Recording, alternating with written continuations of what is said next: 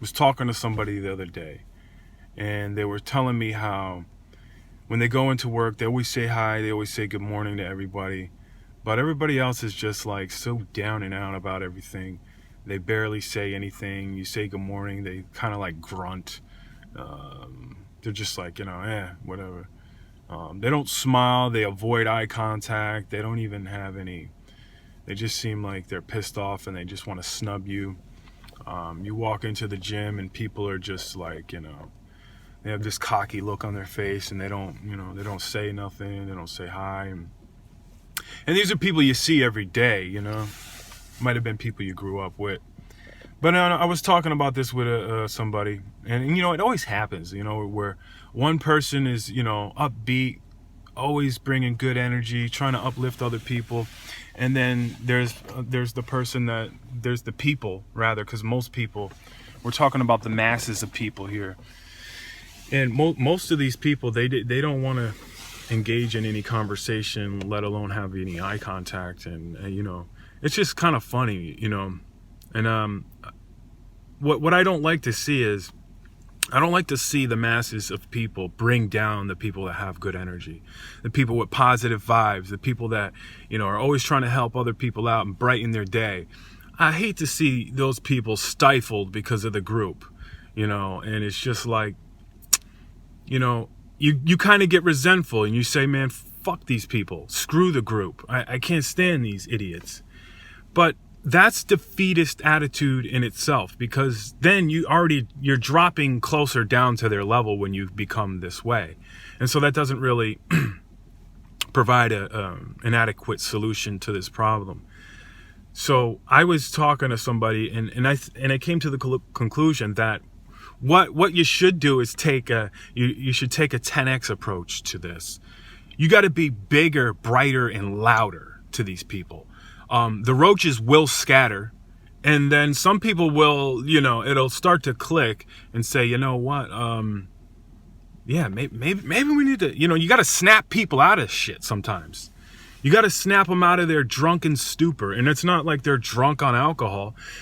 The RZA said it too. People are walking around mentally dead, and they said, the RZA of Wu-Tang, right, said that they were trying to resurrect the mental dead. And people are just walking around mentally dead. But what you got to also understand is a lot of people don't have a lot of brain activity going on. If you put their brain under a SPECT scan, you'll see low level activity in their brain. So they can build it up, because the human being is so resilient that they can increase brain activity and gray matter in the brain. It's been scientifically proven that if you use your brain a little bit more, your brain activity will increase. But people are just drones. They're automatic drones and automatons, hobgoblins, is what Emerson would call it. And Thoreau would say, the mass of men lead lives of quiet desperation. And that's what they do. They're desperate and they're miserable, and you can't get pissed at people like that. You have to have some sort of compassion towards the people, because at the end of the day, if you're gonna get frustrated and mad and upset with these people, it's gonna be a lose-lose situation. You're not helping them, you're not helping yourself either. So by helping them, you actually help yourself. And it takes a little bit of wisdom to understand this. And you have to get to this point to where there is no other choice. You can't stoop to their level. You can't say screw them, and you can't get upset. You have to have compassion, and you have to still try to give these people a brighter day. The whole thing is to escape from poverty. When I say escape from poverty, I don't mean just financially escaping from poverty. I'm also talking about escaping from mental poverty, emotional poverty, physical poverty. Think about that.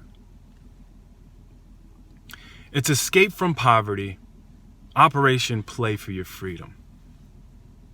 And when I say play for your freedom, it's a play off of what Dave Chappelle said in the skit, where he said, You know, Kobe was playing so good. It's like the referee handed him the ball and said, play for your freedom. That's how good Kobe was playing during that time when he was having all those allegations. And that's how I want to approach life, is as if I'm playing for my freedom. That's what it is. You're playing for your freedom. You play hard for your freedom if you want it. It could get a little bit deeper on that, but I just want to keep the subject on playing for your freedom when it comes to personal relationships with other people. You don't allow their low level, low vibrational energy and low brain activity knock you off your course of your purpose. You're playing for your freedom. They're not going to knock that from you. They can't knock that hustle. You keep it strong. And look at out here. I'm about to go to this track right here. There's people out here. I don't know if you can see it, but this woman is out here jogging laps. Okay? In the snow. Jogging laps. That's exactly what I'm about to do right now.